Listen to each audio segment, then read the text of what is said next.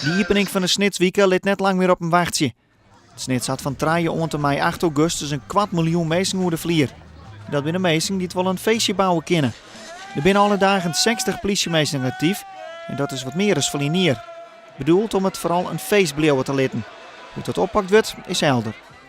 Meer instrumenten, meer mensen, maar vooral een goede communicatie om te zeggen, hey, op die hoeken, nou gaat het fout op het Schaapmarktplein, even mijn fjouwe man erheen.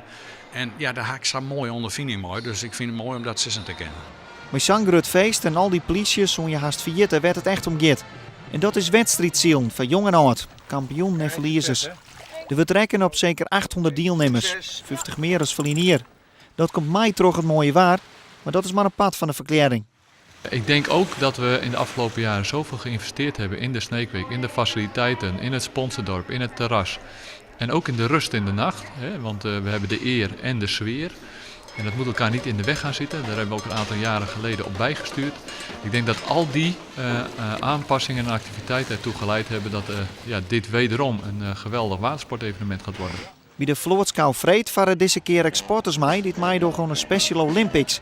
Die takken hier in Snits en op het Jereveen houden worden.